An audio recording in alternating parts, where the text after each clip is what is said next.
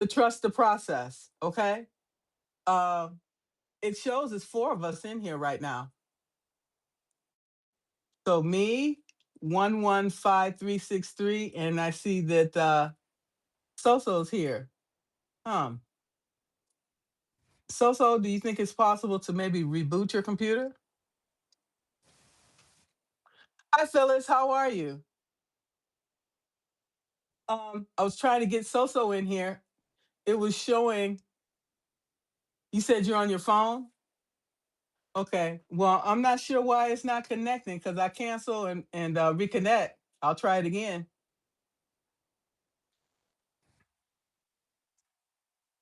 Um, do you put? Well, do you possibly have another device you can use? Just saying. Sometimes you have, sometimes you don't. We'll see. We're not gonna give up. Hey, SoSo, what's up? I just can't. I can't hear you. It's okay. At least you're here. We just can't hear you. It's all good. No worries. Don't stress. I don't know sign language either. Okay. But that's okay.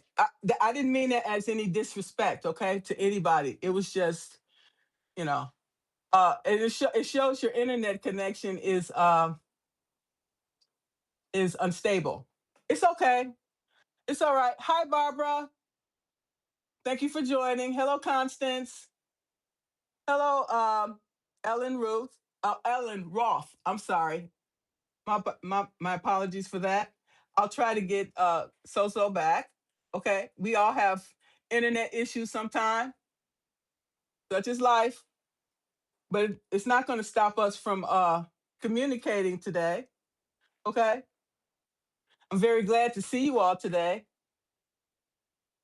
And SoSo and I we had to reschedule last week. We're not stressing. It's all good. We just take a deep breath. We know that everything happens when it's supposed to. Not necessarily when we want it, right? But when it's supposed to. So what SoSo and I were going to talk about today, I want to be respectful of your time. Okay. And let's see. Okay.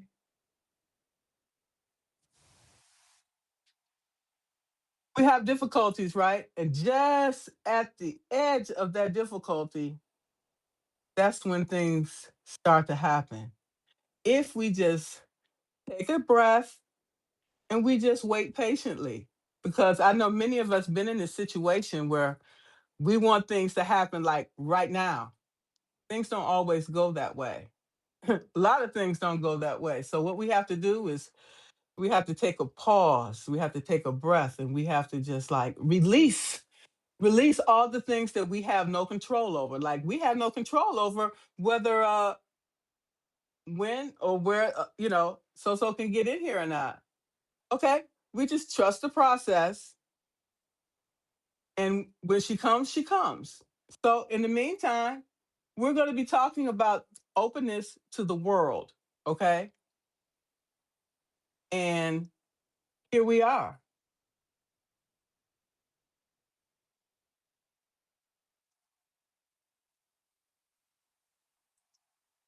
Okay, we see you, but we don't hear you. I can't hear you. Can you guys? Can Can you guys hear SoSo? I just want to make sure because if you guys hear her, then you're talking. Yeah, I hear you talking. Yes, I just can't hear you. Um, it's okay. We can see you. That's a start. Okay. So now, if we just connect the sound, we'll be good. Okay. We're not stressing. We were talking. I was telling them that we're going to be talking about the openness to the world. Okay. And I noticed that myself, I had to become more open in general. because of the abuse that I have suffered, okay, from my childhood, and the dysfunction that I've experienced Hello? at the workplace. There you go. All right. Okay. See, it's just patience. That's it. Okay. Okay. So you can hear me? Yes, and Okay. see you. I don't want to interrupt you, but go ahead because I think you were on a good strain of thought. But I'm really happy you can hear me and see me, which is really bizarre because I was able to both hear you and see you. So, hi, Michelle. Hi, everyone. Do other people hear me? Oh, yes. Okay, great. So, Okay, at the bottom it shows I'm still waiting for you. I'm not going to touch that button. Let it keep spinning. As long as we can see you and hear you, I give less than a crap about that thing down all there. right. All right. I'm going to put in my chat as well on my computer so I can see what people are saying. I like that because on Okay. my phone it's just too small, you know. Um, Okay. It's all good, but I want you to introduce yourself though, really, because I know you're a SoSo and you live in Canada. I don't really know a whole lot about you, and I don't know everybody here. They may know more about you than I do. So why don't you start there?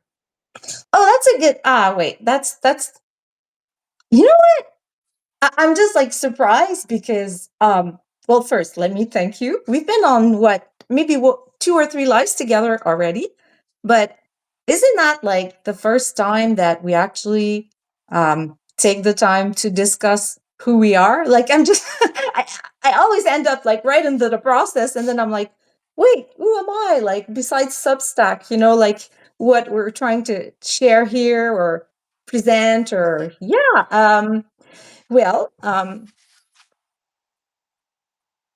I my real name is Sonia, so I'm French Canadian, and Soso is my nickname. Always been since I was young. And I could tell you my life in a whole novel.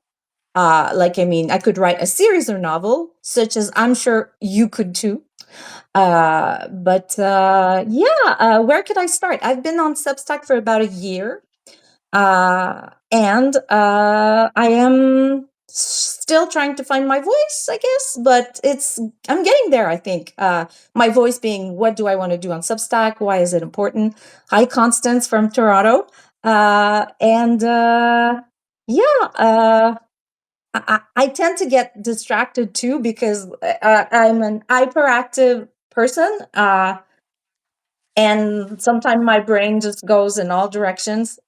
Don't have ADHD because I can focus, but depending on the day, because I also have fibromyalgia and I do a podcast since it's been about the beginning of September, I think, with Nick Perro, Stephanie Wilson, and Beth Cruz, where we discuss chronic illnesses because we're all the three of us. Anyways, we all have chronic illnesses, and Margaret and I have actually connected over complex PTSD because yes, we have had.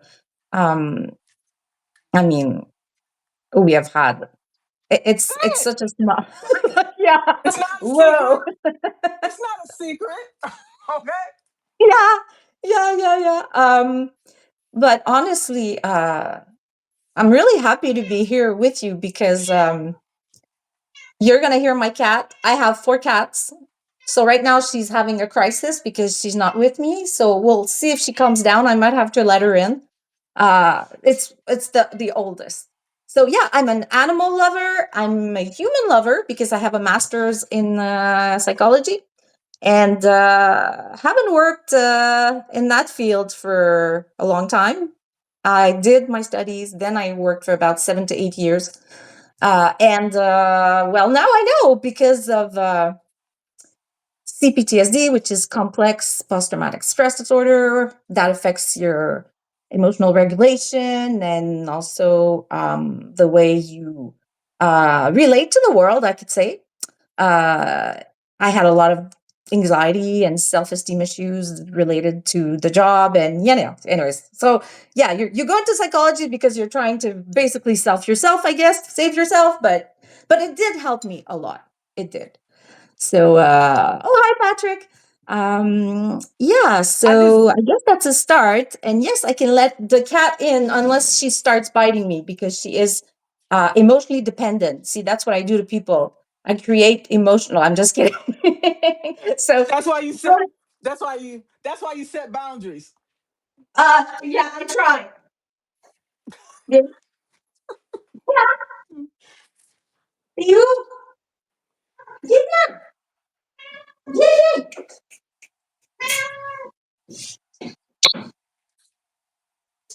Okay, She but she bites you because she wants your full attention. absolutely. Come, yeah, Bella. So, yeah, but setting boundaries is a topic I could discuss for hours. So, so are my two dogs.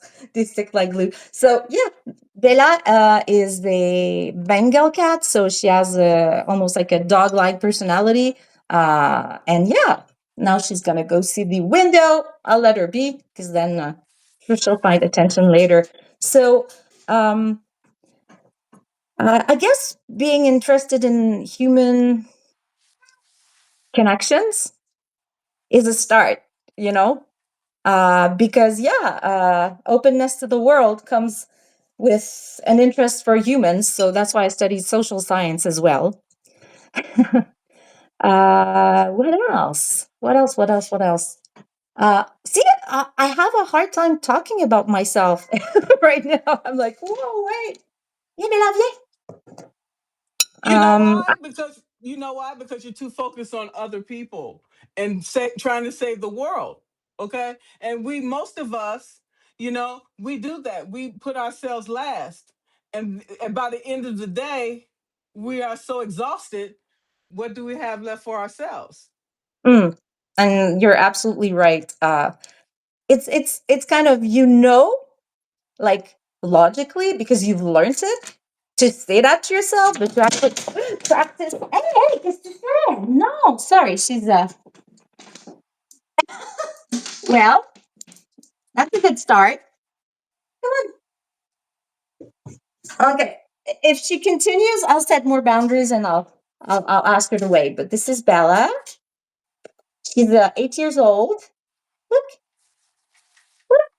this is She got Margaret. she got what she wanted. She's cool. Yeah, and so I should show you my mug though. So an animal lover needs those kind of mug. Have you ever had too many cats? Me neither.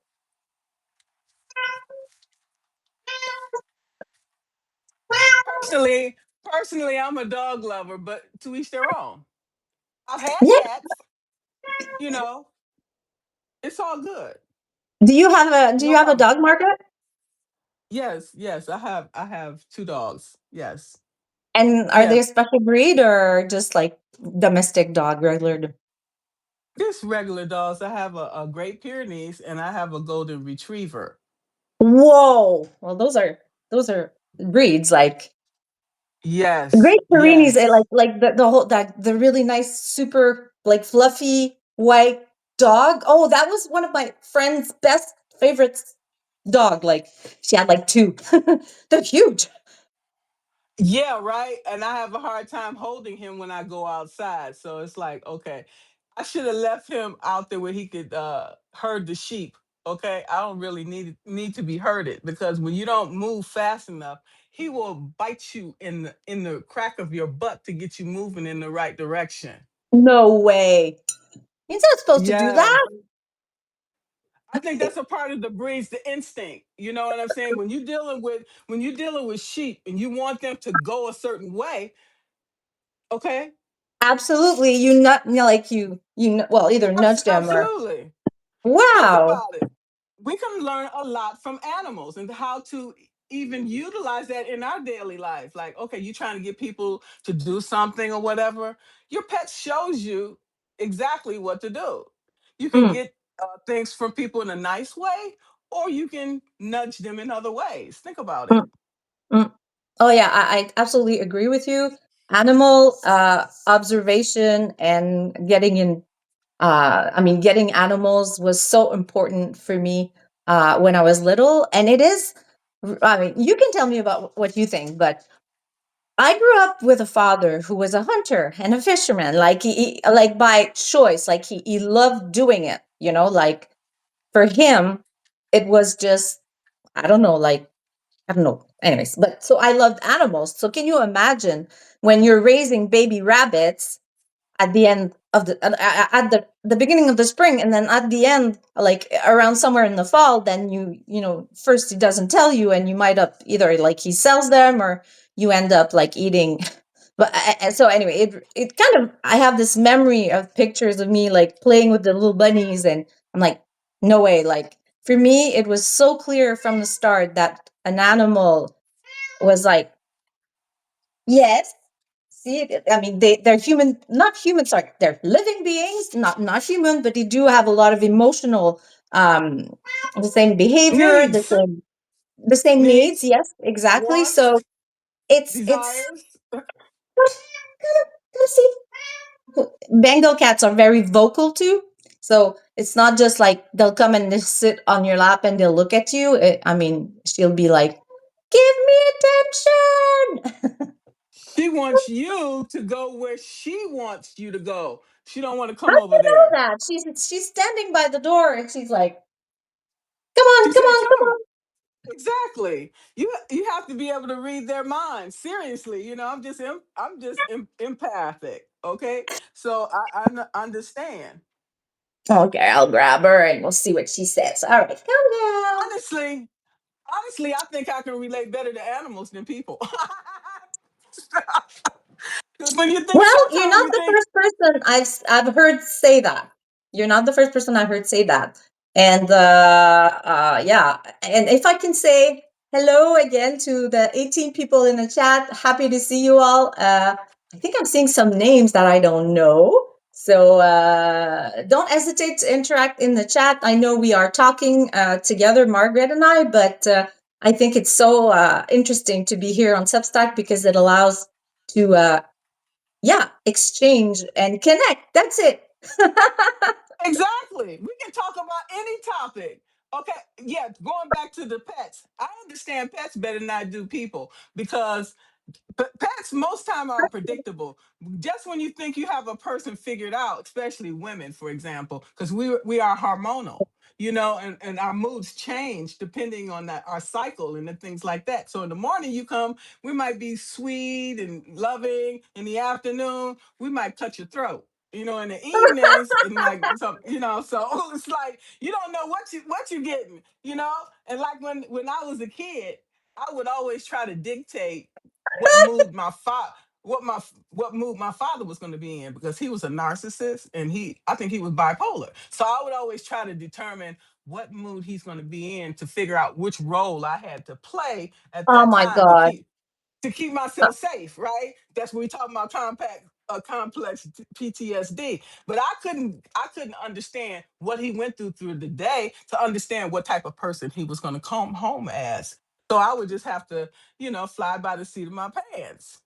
But I sometimes you can. absolutely understand. I think this is something that well, it's not, I think I know we've started discussing this before. And I kind of, I know my father had similar issues. I don't know if he was a narcissist in his case. I just felt like he just had an emotional like control problem. Like he just couldn't manage his emotions and his impulses. And yeah, I feel like I was the same as you. My typical reaction was fawning, like kind of like always gonna try to prevent, like you say, you're trying to you become very observant and hyper vigilant. You're trying to like find out, okay, what is the, that's when people usually to end up like really noticing, like people will be like, oh, I can read a room, or you really learn to read nonverbal cues and verbal as well, or lies, or uh yeah. Most times I knew when people was lying, him, anybody else. But I don't let on. I smile, I act the same. Because if they know that then you could put yourself at even further risk. So you just go along with the story and act like, okay, okay, okay. Yeah. But in the meantime, you're like, what the hell did I get myself into and how the hell I get out of it? Oh yeah. Without them knowing. Yeah. Okay, Oh yeah. exactly. So it was Absolutely. so every room you go into, I go in, I'm reading the temperature. I don't give a damn who's in there. I'm reading the temperature so I know, do I feel safe enough to go in this room? Mm. And where are the exits? So if something breaks out, I can get out. Okay. That's why I always sit near the door. Mm. Okay. And I don't want my back facing the door. So if somebody come in with something, I want to be able to see so I can get out safely.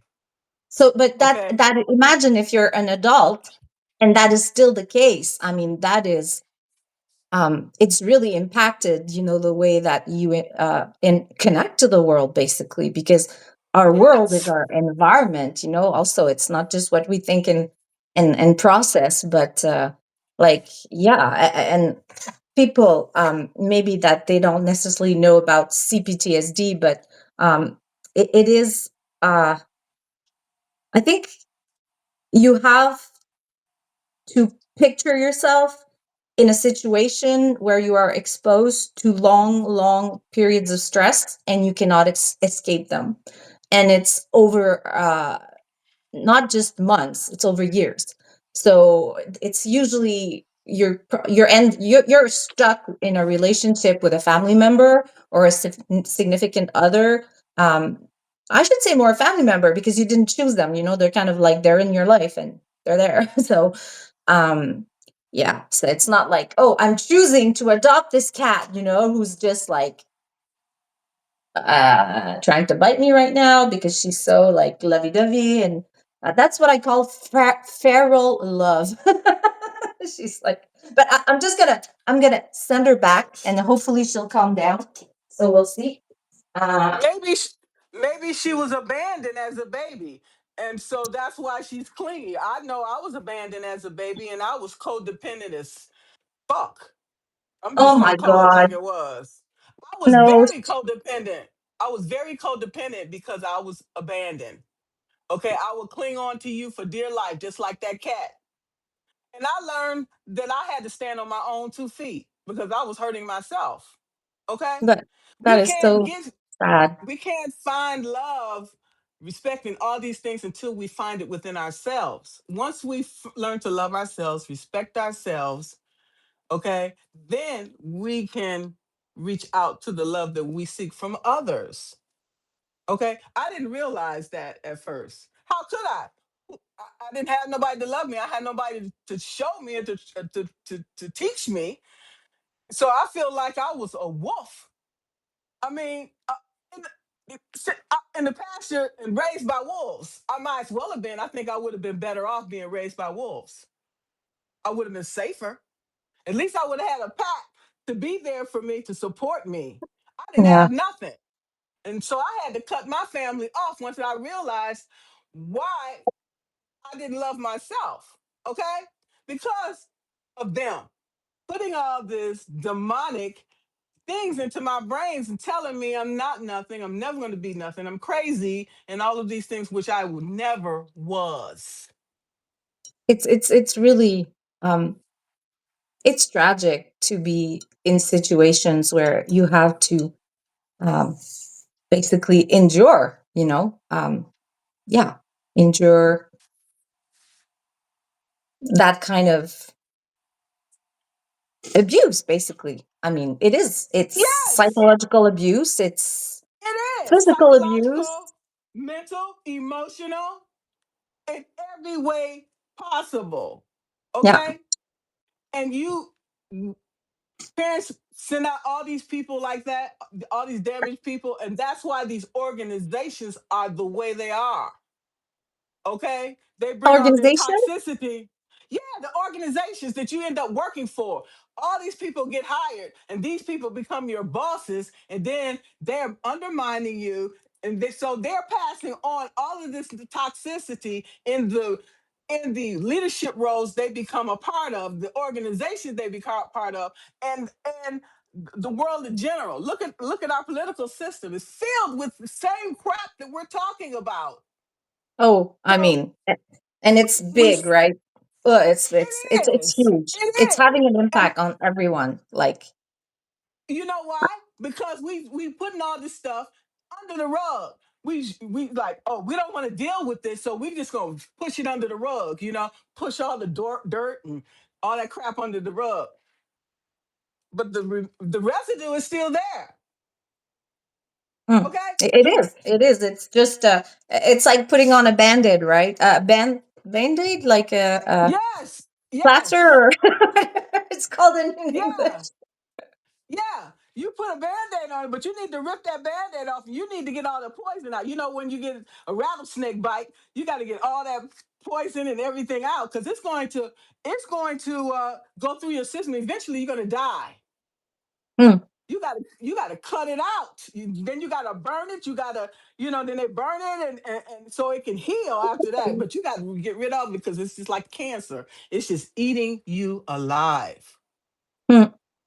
And I am I am just thinking of the way that people survive in the wilderness, like, and if you end up like seeing a snake and then it bites you like you describe, and and that's the thing, sometimes you don't, with the snakes, you don't know that they are venomous. Is that the word? Like, when it's poison, some of them will bite you and they don't have poison, but some will have poison. So anyways, so it's kind of like that, if you're living with a parent that's supposed to be taking care of you, and who does, but doesn't necessarily do it in a good way, because they haven't learned themselves how to do it. And then they end up like hurting you more than they're raising you. It is poison. So hi, Brendan. And Stephanie. I forgot to say hi to Stephanie. Happy to have you guys here. So um, so yeah. I would say that connecting yourself to the world, just to think on the topic, is to actually first, like you said, connect yourself to yourself. I mean, and how do you do that when you dissociate? Like that's tough. Like, a lot of people will end up just, you know, um, fleeing those difficult emotion by either, uh, yeah, putting things under the rug, pretending they're not there. Uh, yeah. Thank you, And we Stephanie. so what we do is we hold all of these things in, and a lot of times they do turn into chronic illnesses, because we haven't dealt with all the trauma that we're still carrying around, and then we're wondering why we're not feeling well. But mind, body, spirit, we're all connected to the universe. So Mm, if your mind is not right, it's going to affect other parts of your body and other parts of your mind. mm, Okay. And mm, so we have to understand that, as human beings, that what we experience, we also project into the world through our mhm, conversations with other people. mm, Okay. and and, mm, and how we see ourselves is not necessarily how others see us. They can see things that we can't see. mm, Okay. And that's why, another reason why it's good having these connections, because a person say, this is what I got from you today. Okay. We have to be brave enough to tell somebody, I feel something wrong. And if you want to talk about it, let's talk about it. But this is what I'm seeing. And mhm, to have that a conversation, because we can see you sometimes better than you can see yourself. mm. Would you agree? Absolutely. But I'm saying, yeah, I agree. The only thing that pops to my mind is sometimes it is because you're talking about boundaries. When you've been in situations that you've been uh, harassed or abused, then people will say, "Well, I see this, and how are you?" Like, no, no, no, no. But what you're describing is so different, because you're actually saying, "Well, I see this. If you want to talk about it, I'm here. If not, then I won't insist on that. But at least, that person gets, uh, oh, okay, well, I don't see it, but she notices something. But you're giving her the choice, or him the choice. And you're not.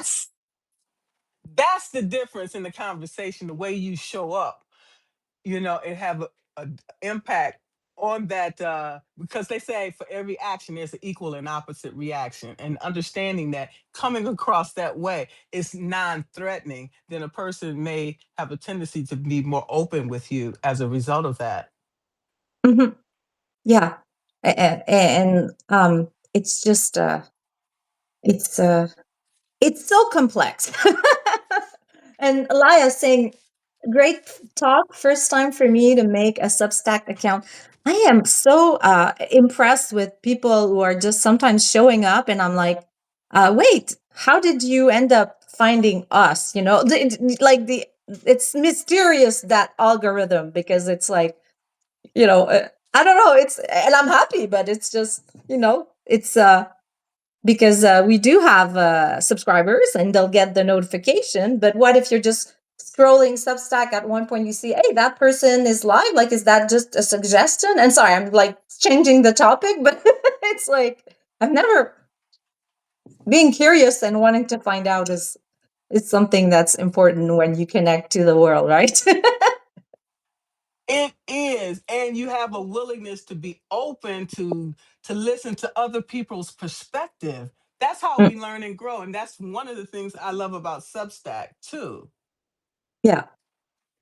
Oh yeah. And it's great because we see also people, you know, through a period of time.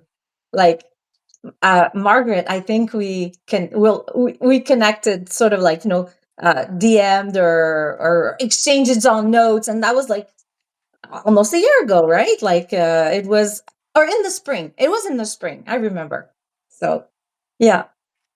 And I remember that back then, I think you had mentioned something like, I think you were observing Substack, right? Is that possible? Because you were not, as you weren't doing lives right at the beginning, if I No, I remember wasn't. correctly. That's Right. it. I was really observing because I was afraid to write the hero post. So I wasn't doing I was watching other people, uh people that I admire, you being one, Veronica and other people that I know. Yeah, yeah, because you're just so bubbly. You're the same all the time. And regardless of when I see you or when I talk to you, and I just feel a connection to you. Hmm. Okay. I don't know why, and I don't question it. I trust the process. Ah, and It's like, Margaret, that's so okay, kind. But uh, let me although make an observation, is that when we are going on lives, we do have still in the back of our mind, like we know that we're being watched, and we're going to be recorded, and we can post it later, so then it becomes public. So of course, when we are in a position of being public, we also have consciously a way of presenting yourself. But it's hard because, I mean, I'm not always bubbly, and like it's like right now, it's like I'm excited, I'm talking to you, I'm enjoying the process, I trust it. But there are days, I mean, remember last week I had to cancel because I was suffering from a flare and fibromyalgia. And believe me, I wouldn't have been bubbly like this, So it's important to set or recognize her limits. So, but yeah, I think, and it's normal, I wouldn't want to spend, if I'm going to go and share positivity, I will have moments, I guess, where I'll be uh open, and I mean, admit like sadness, or irritability, but I find that right now in the public space, it is becoming more socially accepted to be angry and to look angry, and I don't necessarily think it's good. because anger, uh, righteous anger is okay, but if it becomes like you're just screaming and you end up, and it's just that's what you're doing and you're doing it for show, like I don't know, I'm just, we have to follow how things are changing in the course of history. And if you look back at in the 20s when they were listening to the radio, not everyone had access to being able to broadcast on a radio. And think of like the way we were raised with media. Now it is so immediate. Like you're not putting on a you don't have a studio. I mean, I'm in my house. I mean, and when you're preparing for a radio show and you have objectives, I think of the uh, remember when they did that? Well, I haven't watched it, but I remember. I'm saying watch. Of course, it's a radio show. But remember when A.G.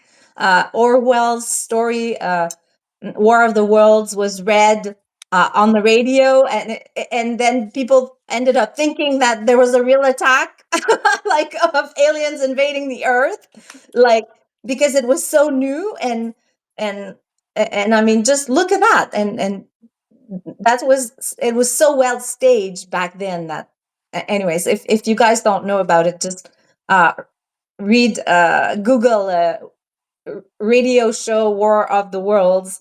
And there was a real like reaction. And but that was unexpected, and now we are here. And and what was I saying? I guess my point was more like, you know they didn't expect that, but it wasn't certainly their intention, to cause like mass hysteria. you know? So um so of course I will try to not, scream into the way I like. If I'm gonna be here every day saying I'm so pissed off, but not contribute to something positive, then I don't know. I wouldn't feel good about myself. But again, people are so different, right? Like They are. we They will. are. But it's complicated because some people, they make their fame off of rants. Okay, I remember the what was that magazine? They was talking all this crap, the Esquire or whatever. They talk all this stuff, and you figure some of that stuff is hoax. And people love that. Some people love that. Some people love, mystery. You know, and so I don't know. And so what you're talking about maybe is similar to emotional dumping. And so for a person that's living alone, that don't have anybody to talk um, to come and talk about what you're feeling, what you're sensing, uh, it could sometimes be a difference between life and death. So that's something that I really would prefer not to go on, because the thing when I lost my $130,000 job, when I had to walk away from that job, I lost everything and I didn't have nobody to talk to. Oh And my God. Substack was a saving grace. It saved my life. So if I didn't have that to come and talk about it, I can't say that I would still be here today. So I really can't. I really can't comment on that because I have my own crosses to bear, and I just try to be tolerant of other people because you never know. Because it was me yesterday, it could be someone else tomorrow. So Mm, I just want to be there to hold safe space. I don't have to carry anybody else's baggage, but just a safe space to hear what they have to say and let them know that they're not alone. That's mm, where I'm at today. Okay, mm. that's where I'm at today.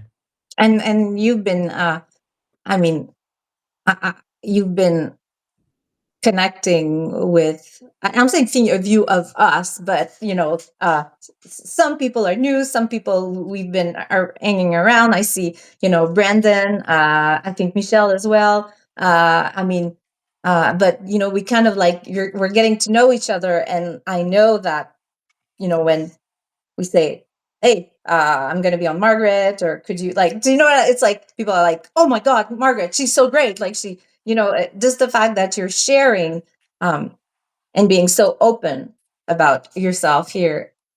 It's, I don't know, I admire that. And I just, yeah. So, and I'm glad you're here. I'm really glad. Like for me, it's, I don't know. It's just, yeah. I'm just, I'm really touched by the fact that we're able to create those connections, even if they're through a, I'm saying it's not even a wire anymore. It's a signal. It's a signal. So, but people are real. I mean, you're real. Of You course, are it's too. not the same as I'm having you in my life. I work with you every day. You know, you end up knowing them over time, and you end up learning who you can trust. But it's the same as going into the grocery store. Maybe you'll end up talking to the old man who's like so nice at the bus stop, and you'll end up knowing him. But then it could be just somebody who's got a lot of problems too. So I mean, I find that it's also representative of the real world. And yeah. You're right, because I have been such a closed-minded person. But when I moved to this neighborhood November 24, and I waited a couple years before I even talked to my neighbors, and then they started talking to me, and like the neighbor Wait, next did you door, say the a guy. couple of years? Well, a year. Let's say a year and Okay, a okay, year. because I was like, Okay. it's 2024, and now And 25, that's a year. So yeah, okay. yeah, because I keep my circle small because I don't know who I can trust. Okay, so That's I okay. eventually, yeah, right. So I eventually left. I met the couple next door, and they're beautiful people. They're in their 90s. Okay, and Oh, her husband passed away early in the year. Okay, and I used to see him sitting in that chair. We used to have these conversations sometime, and I look over there sometime and I see that chair, and I miss him, oh, and then yeah, and the guy across the street, his name was Wayne. I used to say, hey, Wayne's World. I see him going out in this truck, and I found out maybe 3 weeks ago that he passed away in February, and he's been cremated. And so I'm like, oh my God. So you think about these connections you make, and you really don't think about. They say you don't. My mother used to say you don't miss a good thing till it's gone. Okay, and then mhm, once it's gone, then you be like, oh my God, I am so glad that I got an opportunity to conversate with that person, to be in their sphere, because it made my life richer because of that connection. I don't care how long it is. Sometimes you meet a person for one day and that experience lasts your whole life. It changes your whole life. You just never know when you meet someone what can come of that relationship, because sometimes you might see a bag lady. You think she's a bag lady, come to find out she might be a billionaire. You mhm, have people out there mhm, like that. So never underestimate the power of a connection. mhm, And mhm. I learned that in Absolutely. life. Uh, that's Uh, it, there's so many things I want to say with what you just said, but it really touched me that you talked about how you would look at this chair, and now you remember the good sides and the joy that he brought you. Um, I think I don't know what you think, but as we're getting older too, we have so much more to look back to, and we're like. Uh, we realize that the time that we have left is precious. So I don't know. Maybe some people will just bury their head into the sand and they'll not be as sensitive. But I'm very sensitive, kind of like you. Like. And Michelle says, "I love random conversations with people," and it's true. It's so. It's always a surprise. You might end up like just yeah. So, anyways, I was really touched because sometimes I see elderly people, and depending on how I'm feeling that day, we're talking about emotional regulation. I'll end up like wanting to cry because I'm like, oh my god, look at them, they're so beautiful, they're there. No, no, no. I mean, the little man is like with his cane, and like it's like, But at the same time, you're like, I don't know. There's a sense of gratitude for being able to witness this. So yeah. Moments like that just makes life worth living, because if you look at that old lady, that could be you 20 years from now. Okay, and how would you want to be treated? And Yeah. how would you want people to show up for you? These are things I think about, because what we put out in the world, the laws of attraction, that's what we get back. Okay? Oh, I agree with that. And as an aside, I am so looking forward to the day that Donald Trump will get back what he deserves because he attracts destruction. Okay. And I don't want to entertain hate, but I have hated this guy since it's been 10 years, and he is destroying the world. Like, and for me, I don't, I would never say like to someone to just go and hurt him, but I am so looking forward that his body will fail him and that he will be out of, you know, he won't be able to hurt anyone because of his whatever. You can't treat people that way as if they were transactions and business transactions. That's all that he does. And I believe that depending on who you are and if you're able to, I mean, for me, it's a choice. Like, I want to, and I said that being Joe, I love what you said, being responsible for the message sent out and communicated. I respect and appreciate that because it's in people like that, it's like, oh, it's when it's good, it's all my responsibility, it's because of me, and when it's bad, it's always other people's fault. Like, this is not acceptable. I refuse that. Like, and you know on the days that I'm fine, I will go out there and I will scream. Like, look at me now, I'm not screaming, but i Go will want to ahead. say I will want to say, you are responsible for your actions. If you punch someone in the face because you couldn't control yourself and then you end up, being arrested, that is your problem. It's not the policeman's problem. You did that. You were not able to control your impulses. So it's the same. If I feel happy and I want to give somebody $20 because, I see them and I feel like I'm grateful for the life that I have, and I end up giving it to them. And then they look at me and they're like, "Wow, I'm gonna go buy lunch," because that happened to me once, and I think I cried, like, but not in front of him, But it was like, yeah, I mean, we just I find that we need this conversation because we need to make people aware, and it has a purpose. What you're saying, to the laws of attractions, attract or be the I love that was it Gandhi that said, be the change you want to see in the world. Like, that was my first sentence that I wrote on Substack, I think. Like, in my first, like, okay, what am I doing here, like, okay, well, um I don't want to. I mean, I'm in a position that I'm lucky enough that I don't have to go work. uh like, I mean, I'm an at home mom, like I stay at home, but I do want to contribute somehow, and yeah, okay. There you go. That's not a rant, but that's bloop, bloop, bloop, bloop, bloop. I'm doing the You weave, right? we have free will. You can say what you want to say. It's your party, and I'll cry if I want to. Remember that song? So, and we need to give ourselves permission to do so. Hmm. Okay. Yeah. I want to say you are doing good in the world. Look at the platforms. Look at your platform. Look at sick of the shit publication. You guys are doing amazing things in this world. Okay. And you are making a difference. You are using your gifts, your skills, and your expertise, your psychology to change your life and change the people that come into your sphere. So I want you to remember that.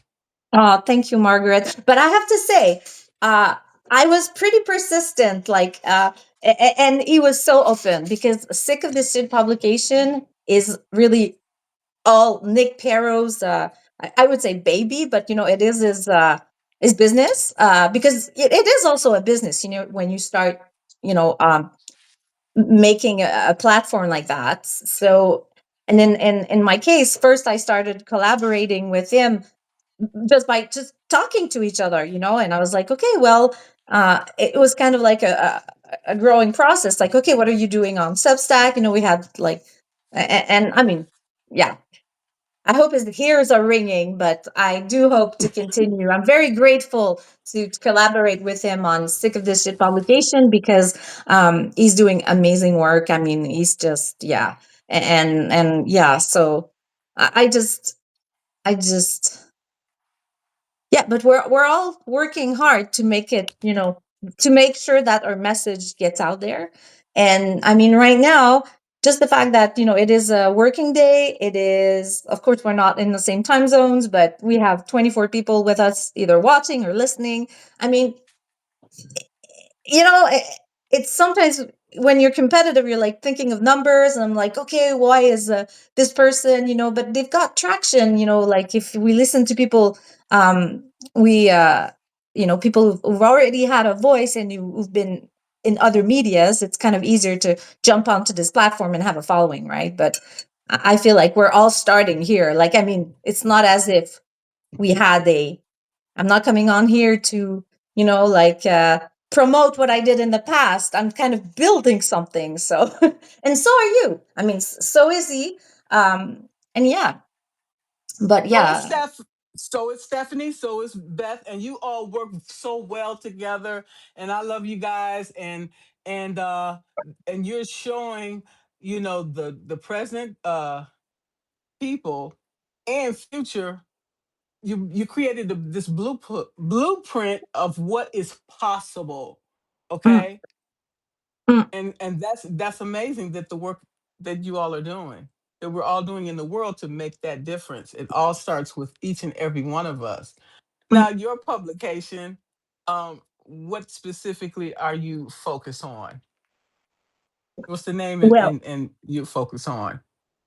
what do you mean by, because Sick of This Shit publication is really Nick Perro's, I could say, baby, Right, but I right. collaborate with him because I associate, meaning like for example, the chronically illing out really was his idea, and then by being uh involved, and eventually, and I was like, I had a story also, people who know me a few months back, I was on lives with a person, didn't work out.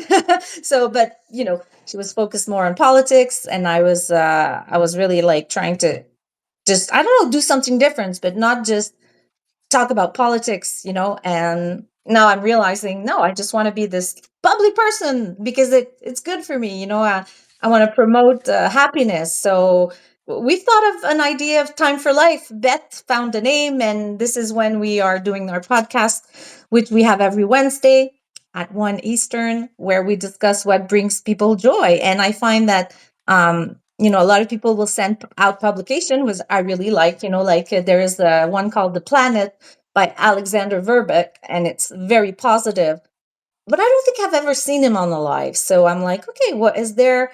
There's definitely a need, I find, because we do get people coming in, and it just when I'm saying people, like viewers, I haven't. I mean, we've always had over 100 people like in those Time for Life. So I'm like, wow. So it's going well. I think tomorrow is our episode 12. So slowly but surely. Yeah. I loved it. One time I know you guys were talking about wine, okay? And another time you guys were talking about photography, Yeah. Yeah. okay? It Yeah. changes every single episode according to the people that we receive, because we're asking them, like, okay, what do you like, so at one point we didn't have guests, so Beth and like, okay, we both like wine, okay, let's go. So she found the name, it was like Tour de Grape or something. Like, it was so funny.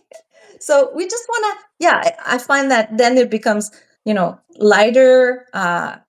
It's also good to be entertained, and so It is it is. under culture? Is it under, I don't know. It's also well-being, right? Because I mean, and I remember when we've had you, we talked about inner peace and peace. So, oh yes, Brandon, thank you for saying Beth and Brandon. Uh, because Brandon was also a guest, and they made Oreo truffles, and Oh yeah. they had over 500 people. I was in the chat. I couldn't make Oreo truffles because I was on vacation, but I was so glad. Thank you, Brandon. You did an amazing job. It was like whoa. And is it next week already that we're dyeing eggs or something? 'Cause- so I have to. I think it's next week. Yeah. Is it April? I know it's April 1st. So I'm looking forward to do that. So yeah, every single episode is different. So uh, And you and forgot you want to talk about you got this karaoke coming on because you do your little jukebox in the mornings, which I love. yeah, the jukebox. Okay, that's yeah. Okay, well we'll see. It's is one thing is I find that I've told my daughter this.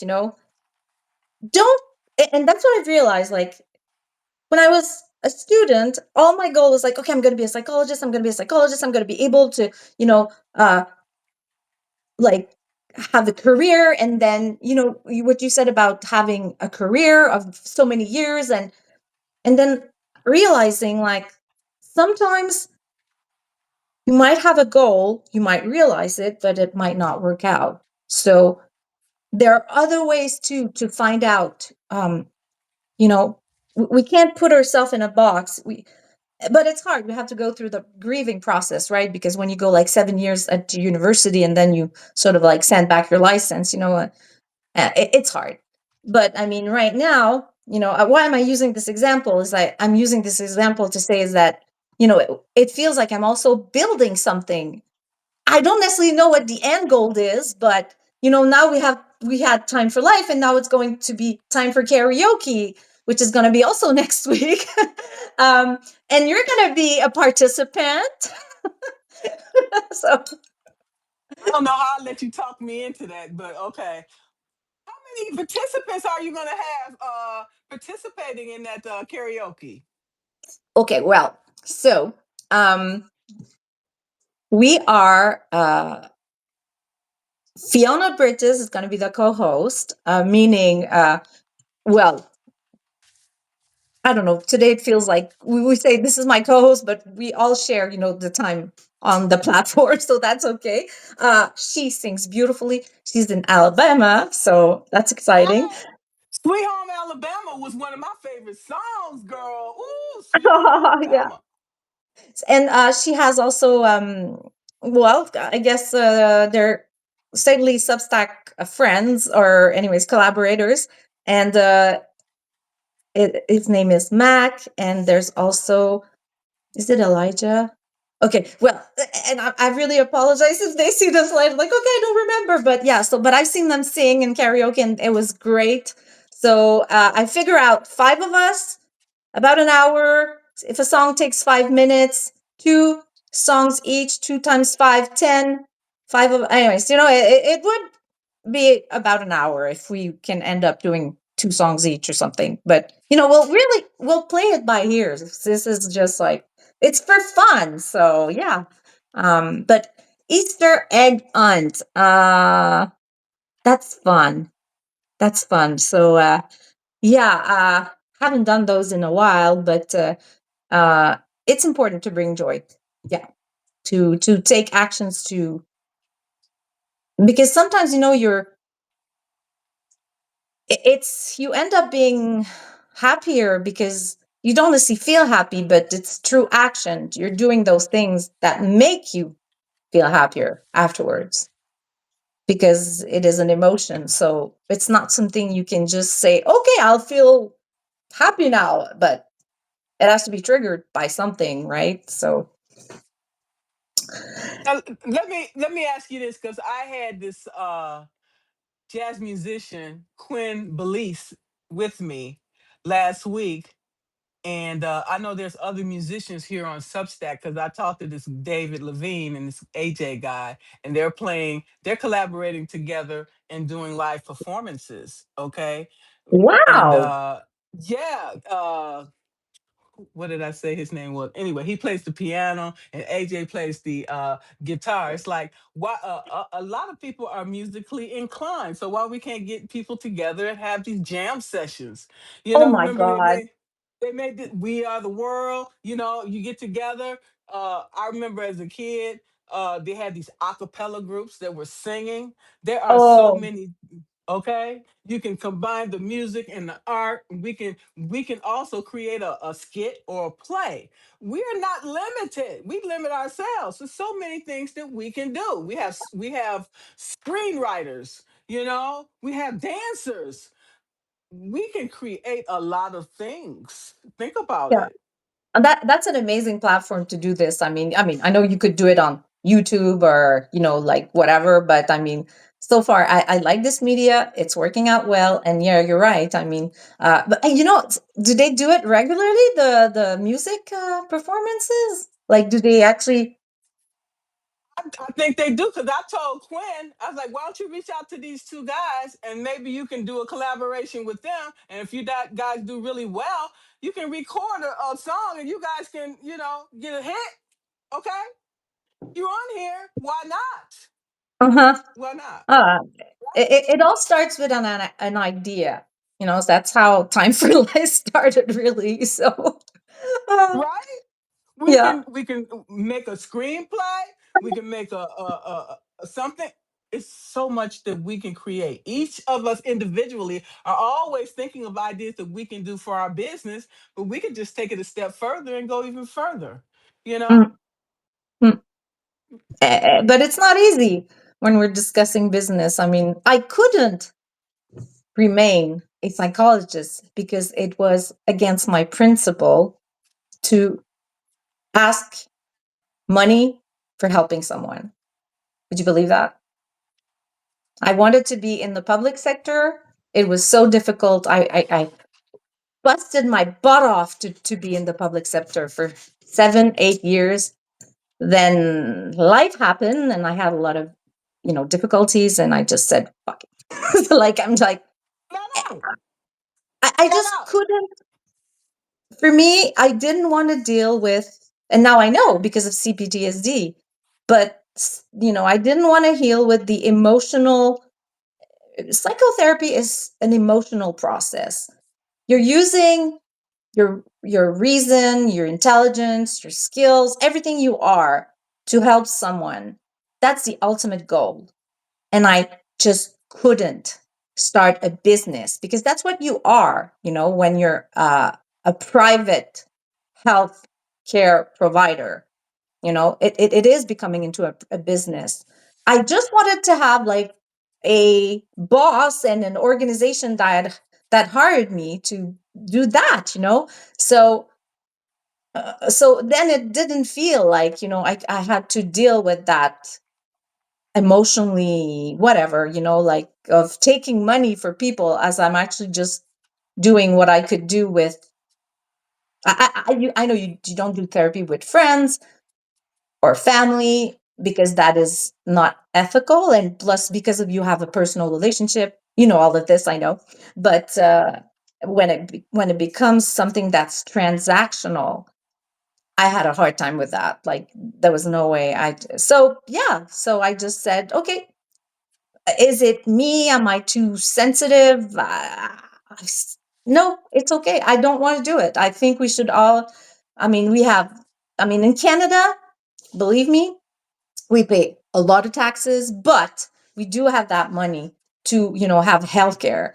And you don't have, and it, for me, it is so important. I mean, that we help each other.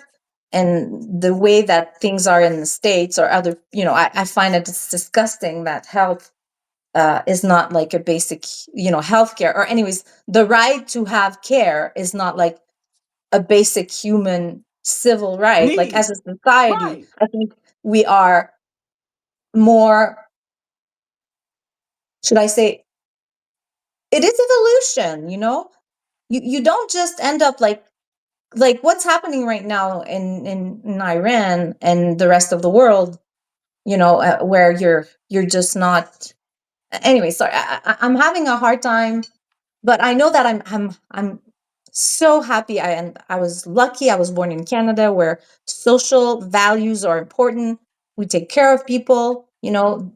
Of course, it was very difficult, but at least, they were psychologists in school, and in healthcare organization related to hospital, and none of that is private, but there is a parallel system that's also working, which is the private system, where, but at least, there's a lot of, um I think in general, if you ask people, like, they'll say, no, for us, here, it doesn't make sense.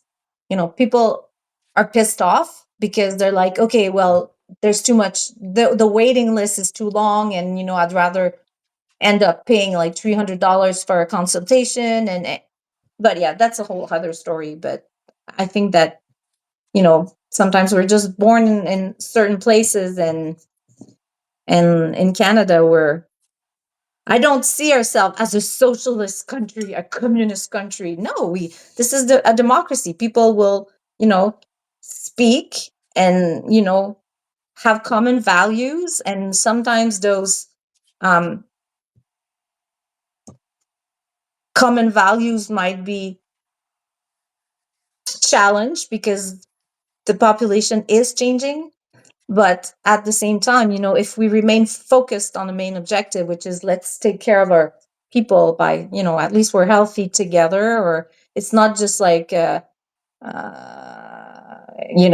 not like cowboys in the far west. It's funny because I've been watching the amazing series, 1883, and now I'm on 1923, whereas, like, everyone's for themselves. It's like, oh, I get a gun, and, like, I have to protect my territory. I mean, for me, that's just, I don't know. That's not in Canada. If you territory is, it's, there's winter, and if you don't help out each other to survive through winter, then you die. It's like, so I guess it was very different back then, in the 1800s. It was. Okay. Yes, but even then, the Indians and regular people had to figure out how to work together to so you could survive the winters, and be able to feed each family. Yeah, You but the had to be able Indians to were put. tribes, so I mean, they did have a sense of community. I mean, they still do. It's just, it was their communities, and it was threatened by the fact that strangers were coming into their land and saying, "Okay, this is our place now." Yes, I was just looking at that one series that they had on. I forgot what it was with Kevin Costner. There was Yellowstone. very. Yeah, Yellowstone. So they had no choice but to work together to figure out how they was going to save that land, okay, for everyone, so everybody could benefit, okay. So that's the thing. People have to See, stop being greedy and work uh, together and figure out, okay, how can we work together to save this thing so we can all live in peace and joy together, But that's okay? amazing because, the series you just mentioned, that is the 1883 and 1993. It's the same family, but it's like back in Yes, time. So yes. yeah. And I mean, I don't know. I love history, so I try to picture an 1883. I guess coming in the prairies would have been different than coming here, where, you'd come by boat, and then you'd end up, well, everybody came by boat, but like, you didn't have to Like, travel very far if you were in Quebec, because, there's a river that goes in the land, like, for, all the way to, gosh, to the lakes. So, you could settle like there and just like grow land. I don't know way, but it didn't start that way. There were a lot of, um my grandfather actually, was a, okay, what's the word? In French, there's a word called bûcheron. And a bûcheron is someone who will chop wood, you know? So there was a lot of trees. So you'd have to make sure you'd have tons of woods to prepare for winter, right? Because, I mean, there's no way you could stay here at minus, I don't know what. And then, survive if you didn't have fire going all the time. So yeah. Well, I was Yeah, that's opening amazing. That's amazing because it reminds me of Christopher Columbus during this. his exploration days, right? The pilgrims and how they came and trying to turn all of the villages or whatever, all the towns into Christianity. Yeah. Okay, using that to to basically to control, manipulate, and control. But that's a whole nother topic in Mhm. itself. So yeah, coming together, we can create so many things in the world, innovative things. Diversity, equity, and inclusion is so important. I agree. Okay. I mean, I feel so grateful that, we're sharing this space because we can all, learn from each other and help out each other. And yeah, I mean, I'm sure because let's say you were on your own, um, in a place that's very difficult to survive in. Um, and right, am I thinking because we're both living up north, right? So people couldn't have stayed. I mean, it's just. But you know what I'm saying? It's up north, but it's also, I guess, different. It's all about, yeah, sharing resources. Like, will you end up sharing resources or just like crushing people down to just make sure you have all the resources? I mean, in the end, is it just about morality, being a good person? And for me, and I find that uh, I find that we need to be above the level of you know predator and victim, like kind of like the animal. Oh, but it's nature. Yeah, but nature, we can change nature, right? I mean, it's not just that. So What There's nature and then there's nurture. mhm, Okay. absolutely. And I find that, unfortunately, right now, okay, what we're seeing is that there's not enough nurture. Feral nature, where you have predators, is winning the social media war. And I will not let them do that. I'm saying them, but fuck them. We will lead by example of nurture. And this is what we're doing, I find here. I'm not going in my community, in my small village, but I do feel like I'm doing it on a wider scale because this is the world. This is the earth. This is like just, it's everywhere. Do you know what I mean? It's not just like I'm going in my, and I have nothing against, I think it's important that you have community services. Like there's the community building, there'll be like a place where you can leave food, it's so important, but it's okay to go according to what you prefer. Like I like to be here. It allows me to stay at home when I need to rest. I can rest because of fibro. But at the same time, I feel like I'm doing something that matters because is it a influencer, is it whatever? I mean, right now I'm happy that they're like there's still 26 people listening, so I'm like, okay, well, if we can inspire each other to do things that are positive and then change that world and not let the predators win, then we are making a difference that we don't necessarily know. So You yeah, that's are. it. You you are. I want you to know you are making a difference. And each and every person here is making a difference, okay? And Mm-mm, remember that. And then at the end of the day, I'm like, okay, what can I potentially do better? Okay? mm-hmm. Boom. Always trying to figure out how I can raise the bar. Okay. uh But Margaret, you are almost every day on Substack. Like, I always get the notification like Margaret is going live, or I don't know. It's like I wish I could listen to every single one of them, but it's like we're all also doing lives, right? So, but as long It as we is keep track.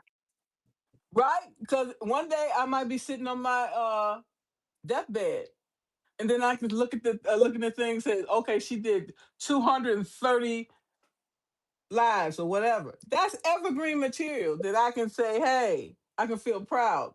We're writing our legacy every day. So when I'm sitting on my deathbed, I can say I did everything that I wanted to do Hmm. while I still had, blood in my veins, while I still had my mental capacities, and I feel good. So when I cross the other side, I can feel good about what I did because I don't give a damn what people say about me.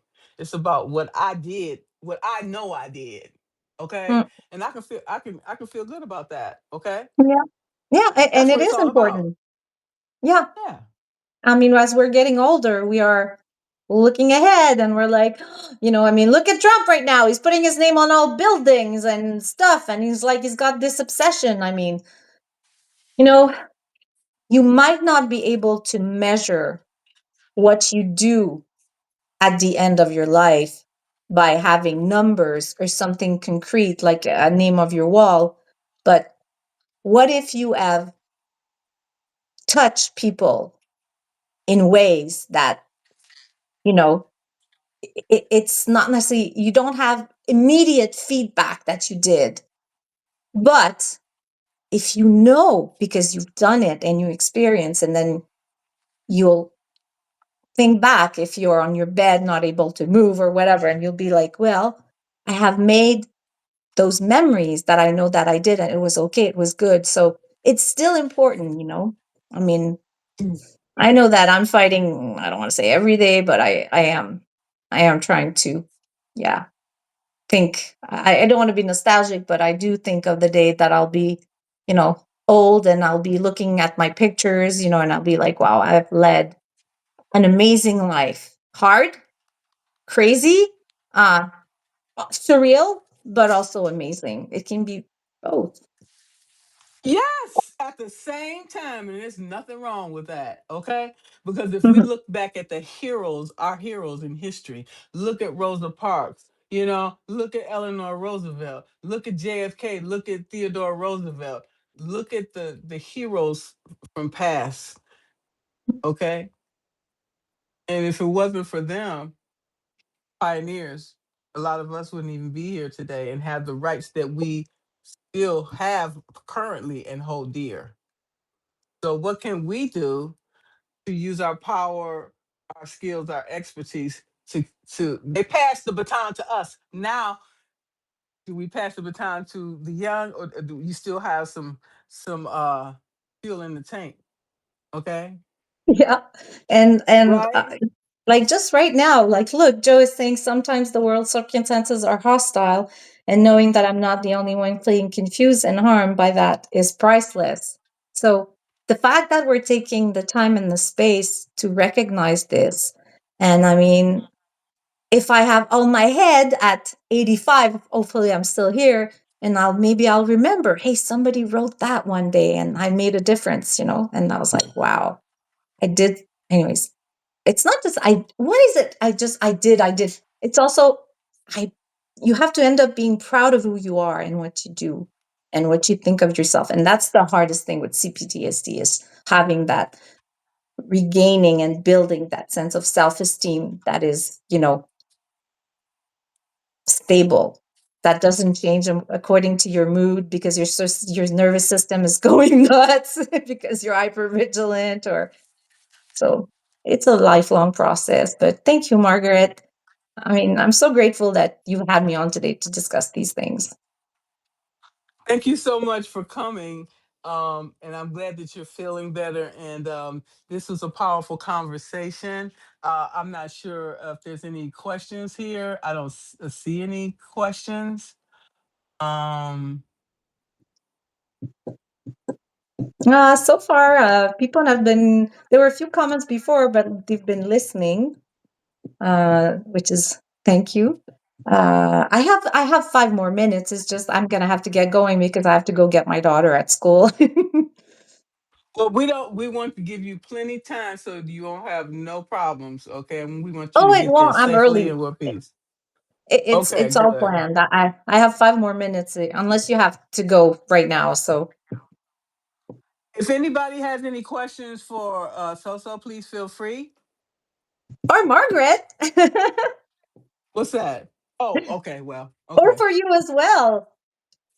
Okay. Yeah, sure. Questions, It, comments, hit slap in the face. No, I'm just that's a joke, by the way. Somebody would say that to me, like, okay, do you have questions, comments, or slap in the face? Like, what?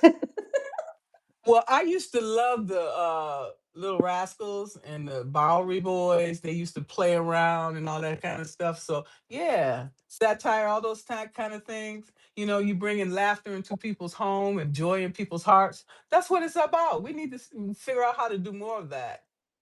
Oh, absolutely, which is what we'll do when we do karaoke. We're gonna just go crazy.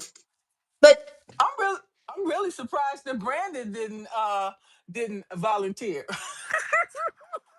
well, I had Brendan singing, okay? Oh, For before Christmas, we did I tried to have him sing a rigodon, which is a reel or anyway something in that French Canadians do in history.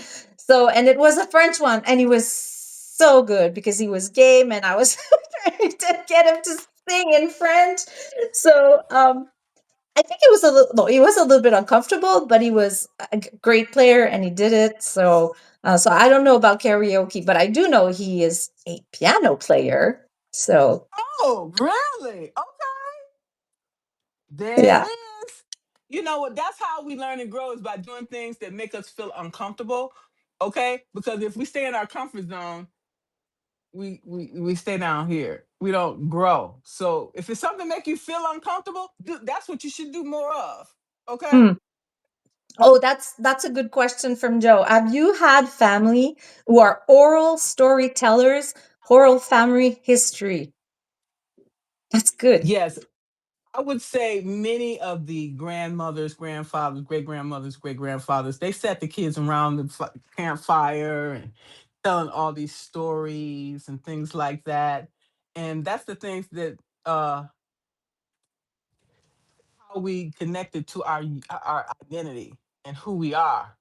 You know, our national, our culture, Mhm, and that's the reason why when I was in Israel, that's why they keep all the older people in the house because they help raise the children because think we have to work, we have all these responsibilities, who's giving those stories to the kids and telling them all these things and so they can connect with the culture and who they are and with nature and mhm, all these things.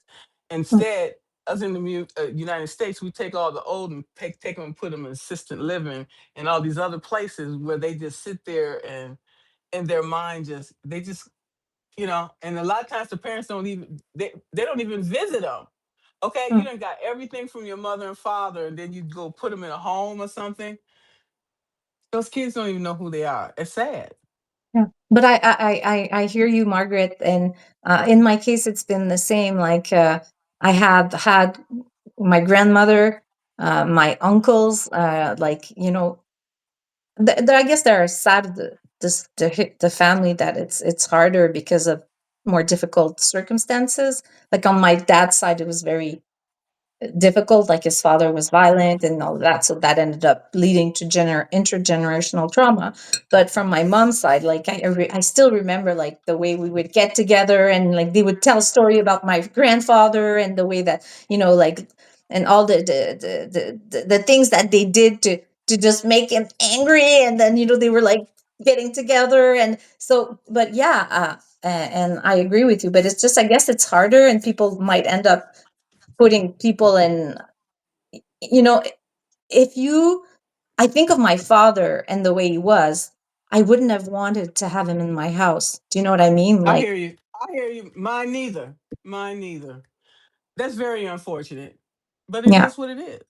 But it is, and I do agree though that if we are able to have positive role models, it's important for identity. Like I do uh hope to have my mother live with me. So, but that's because she we have a good relationship. So yeah, so it really depends. Like, Yeah, yeah. case by case basis. Yeah, but it's true that they will tell. I mean, and then sometimes you find out afterwards. My daughter will be like, "Oh, my mamie is like it's a like grandmother's nickname in French, so mamie. So she says like, "Oh, mamie told me a story," and it's like, "Oh, was it really like that?" And da da da. So it's fun, because you get a sense of continuity. Yeah. Yeah, So and good she'll question, tell though. Yeah. yeah, because she'll tell your daughter stories about you that you never told her. And she's like, Uh-huh. I didn't know that about my mother. You know what I'm saying? And so, yeah. So she'll see that you two are really not that different. Okay. Yeah. Yeah.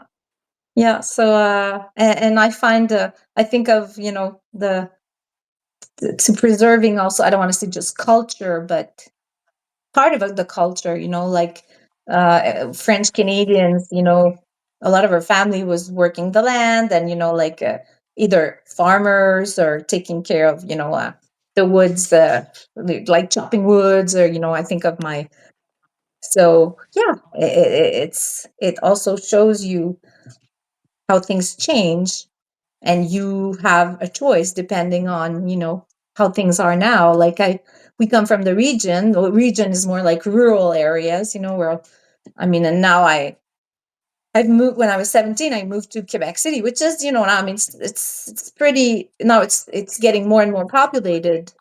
Like I think there's like almost 1 million people just in the greater city area.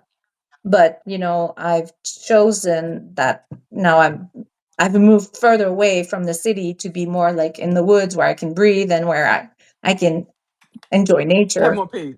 Have more peace. Yeah, it's Quebec City, Natasha. Yeah. So, and I'm sure you must enjoy nature knowing where you are. Yes, I like the city because of the culture, being able to go and get, the smells and of the food, the art and the local scene. Okay. But as far as living, I like living in Alaska because it has more land than people. And so just being in nature is so peaceful. But then you have the deer, the bear, and the moose. So everything, you wait up and you figure out what brings you the what Let's see. brings you the most thank you. What brings you the most joy. So where I'm at right now, I'm living in a 5-bedroom house because I had to come back to the States from Israel, okay, to figure out where I wanted to get my high three to retire. I wanted to retire this July. I would have had 40 years of service, but I had to walk away from that toxic job, and that's the best thing I ever did. But now I want to move out of the city and I want to move overseas and be near the water. That's what I'm going to Overseas? have.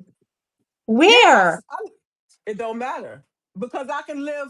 Think about I can live cheaper overseas than I can in Alaska.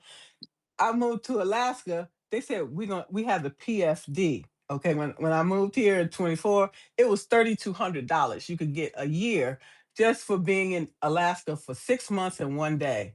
Yeah. So last year it went down to $1,000. Okay. So I was like, damn, from 3,200 to $1,000. What the hell? What happened? So I don't know what kind of politics happened. They overpaid or whatever. It didn't matter, but it's beautiful here all year round. But I want to be by the water. Okay. I want to be by the water somewhere overseas. It don't matter where. Okay. As long as they have good health care. Okay. And I can still get my money. I don't care where it is. A 2 3 bedroom is fine enough. But that's That's okay it. because you can if you're retiring but doing also Substack as a sideline because you have paid subscriber or Yes. you can do it Yes. from everywhere. Like you can be in Europe, you Anywhere. can be in Australia, and Exactly. Exactly. Exactly. I just want to make sure that I update my passport because I think it expires next year. I want to make sure to do that because yeah, I got the real ID and all that. I don't know what's going to happen politically, so I want to make sure that I have my passport is good to go and I can figure yeah, out the rest. Okay. yes. So So to I'm follow. Absolutely. Absolutely. Ah, I No gotta go. doubt. I think we ended up. Yeah, it's. I really gotta run now. So Thank thank you. you. Thanks, We'll be in everyone. touch. Yes, we Thank you will. all. Thank you so Thank much, you. everyone. Have a Thank great you. day. Bye See you bye. around. Bye All bye. right. Bye bye.